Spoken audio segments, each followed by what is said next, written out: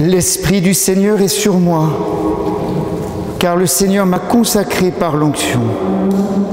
Chers frères et sœurs, voici la source, l'unique source, le Christ, Messie de Dieu que le Père a consacré dans l'Esprit Saint, envoyé dans le monde pour nous délivrer de nos péchés par son sang et qui a fait de nous le royaume et les prêtres de Dieu son Père, comme nous dit l'Apocalypse. Comme les hommes et les femmes de la première alliance tendus vers la venue du Messie, comme les auditeurs de la synagogue de Nazareth, comme tous ceux qui, au pied de la croix, regardent celui qui vient d'être transpercé, nous fixions le regard de notre foi sur l'agneau vainqueur, le Christ sauveur du monde. À écouter les uns et les autres, en essayant de discerner les appels de l'Esprit Saint pour notre diocèse, dans ma mission de pasteur, j'aimerais vous partager deux bienfaits, deux cadeaux que le Christ nous offre cette année. D'abord la consolation, au sens fort du mot, car c'est l'identité même du Messie que d'être consolateur, rempli de l'esprit paraclet. Écoutons Isaïe, « Tous ceux qui pleurent, je les consolerai. Ils étaient en deuil, je les parfumerai de l'huile de joie. » Parmi nous, certains l'ont vécu d'une manière particulièrement forte. Et je pense à nos frères capucins de Cray. Je cite frère Lucas, présent parmi nous, gardien du couvent. Durant ce carême, la visite du vilain virus Covid-19 a emporté 5 de nos frères âgés. Pendant tout ce temps éprouvé, le centre de notre vie était toujours l'Eucharistie et la vie de prière communautaire. Ce passage de nos frères, nos compagnons de route, vers le Père du ciel, nous a fait vivre ce temps de Pâques avec encore plus de courage et de zèle, plus de foi et plus de conscience de notre appartenance au Christ. Merci, frères capucins, pour votre témoignage d'espérance personnelle et communautaire. Isaïe insiste sur le passage du désespoir à la fête, et c'est le cadeau que le Seigneur promet à son peuple éprouvé et dont nous faisons l'expérience à notre tour. Comme disciples du Christ, nous sommes parfois envahis par la lassitude, par des sentiments d'échec ou d'inutilité, et nous nous interrogeons sur la fécondité de notre témoignage. Or, Isaïe nous ouvre à l'espérance. Votre descendance sera célèbre parmi les nations et votre postérité au milieu des peuples. Un petit signe parmi d'autres, ce jeune confirmé de Nyons qui habite à Boucher, qui choisit d'être un chrétien à 100%. Et chacun de vous pourrait en citer beaucoup d'autres. Cette bonne nouvelle que nous sommes chargés d'annoncer nous traverse, peut-être même nous transperce. Sur son passage, elle nous transforme, non sans avoir révélé nos fragilités, nos manques ou nos infidélités, et en nous permettant de les voir différemment comme le lieu où la grâce agit avec puissance si nous nous abandonnons au Seigneur. Ce qui est sûr, c'est que nous ne pouvons pas mettre notre sécurité en nous-mêmes. La révélation des agissements gravement déviants du Père Finet nous appelle à écouter les personnes qui ont souffert et à sortir de toute présomption. Et c'est bien parce qu'il y a des peines dont nous sommes inconsolables que Dieu envoie son Fils, le Messie consolateur. Ne nous habituons pas à ce cadeau, ne le considérons pas comme allant de soi et prenons le temps de rendre grâce pour la joie gratuite qui surgit au fil des jours. Quelle joie d'entrevoir dans quelques instants, quand il y aura la consécration du Saint-Crème, tous les nouveaux baptisés et confirmés que cette huile viendra oindre. Quelle joie aussi d'entrevoir les malades qui auront besoin du réconfort du sacrement, de l'onction des malades. Quelle joie de penser à cette fraternité qui naît de ces sacrements de la grâce de Dieu. Je pense à tel prêtre parmi vous me disant pendant le confinement, chaque jour j'appelle un frère à l'autre bout du diocèse ou à proximité.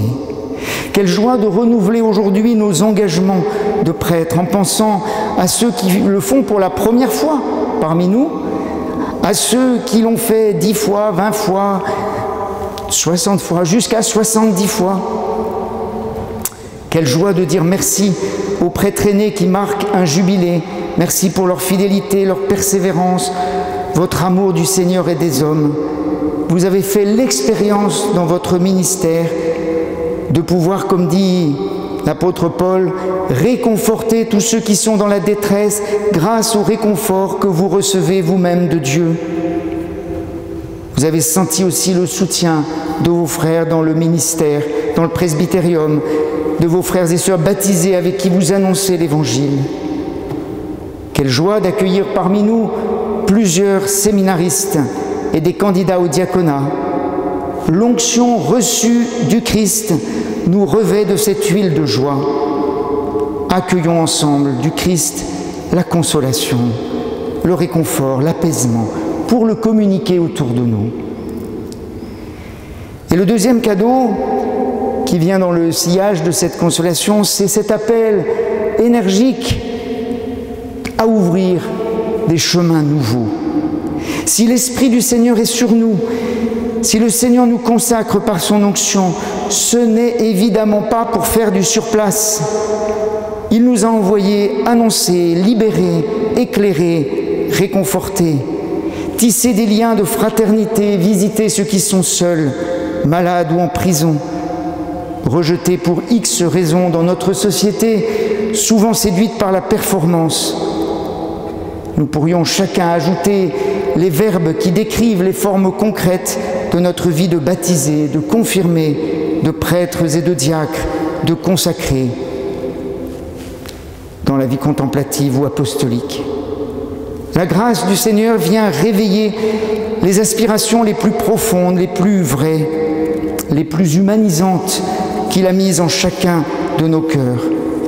En fixant toujours davantage le Christ, nous voyons mieux quel chemin peut prendre notre vie chrétienne dans le contexte mouvant de cette société en morceaux, mais qui a soif d'unité, de paix, de rencontre, de reconnaissance mutuelle.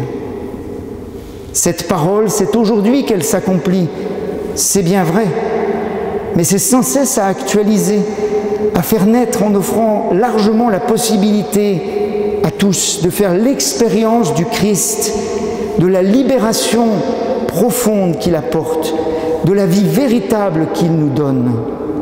Car la véritable nouveauté, c'est le Christ lui-même.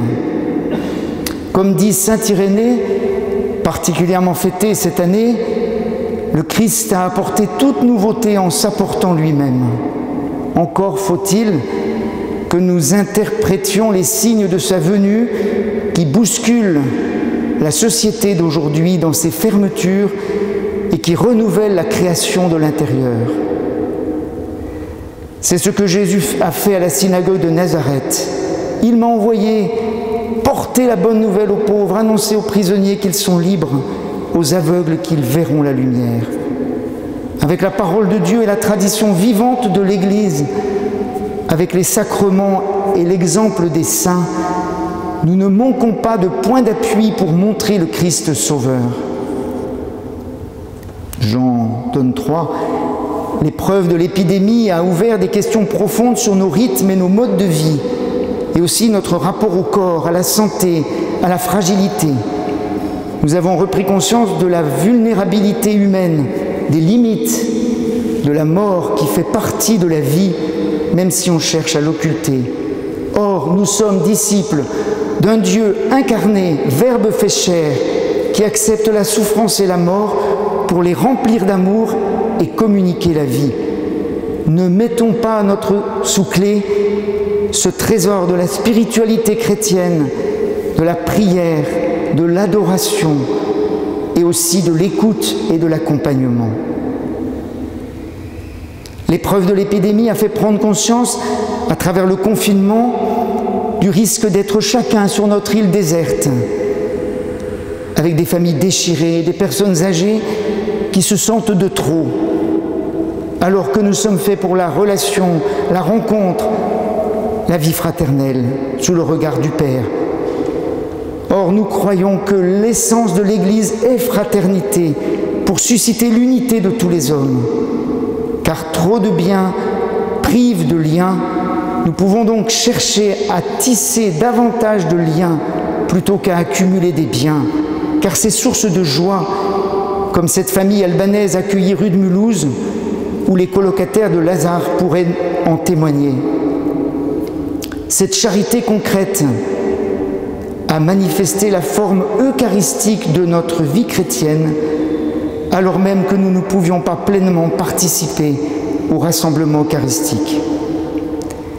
Enfin, l'épreuve de l'épidémie a révélé les zones douloureuses de notre société, perte de sens, course vers la consommation, nouvelles formes de pauvreté, écart grandissant au sein de la population. Or, nous pouvons proposer la grille de lecture de la doctrine sociale de l'Église et tous les repères donnés par le pape François dans Laudato Si pour initier de nouvelles pratiques économiques, de nouvelles manières de gérer l'argent, un respect plus grand de la maison commune. Ce chantier qui est travaillé par divers groupes, tout particulièrement par l'enseignement catholique de notre diocèse, est un chantier immense et passionnant dans lequel la parole de l'Église est attendue. Sur tous ces chemins, un nouveau visage de l'Église se dessine. Petite fraternité où l'expérience du Christ est racontée. Paroisse ou communauté où chacun peut s'abreuver à la source de l'Esprit Saint. Expérience de synodalité, comme ce que nous avons vécu dans l'Assemblée diocésaine de janvier, mais aussi dans tous les conseils pastoraux paroissiaux. Relation confiante entre tous les acteurs de la vie ecclésiale et entre les générations. Soins pris les uns des autres, et y compris des prêtres, par des frères baptisés. Initiatives portées entièrement par des jeunes, comme le festival Toussaint ou celui de Mercurol, et même le numérique qui apporte sa contribution à ces liens nouveaux. Rappelons-nous ce que dit sainte Thérèse d'Avila: Dieu ne regarde pas tant à la grandeur de nos œuvres qu'à l'amour avec lequel nous l'accomplissons. Alors, merci au Seigneur, merci à tous et à chacun. Au cours de cette messe chrismale, en offrant au Seigneur tout notre diocèse, toute l'Église, le monde, avec tant de visages divers, c'est une action de grâce qui monte vers Dieu humblement dans la confiance.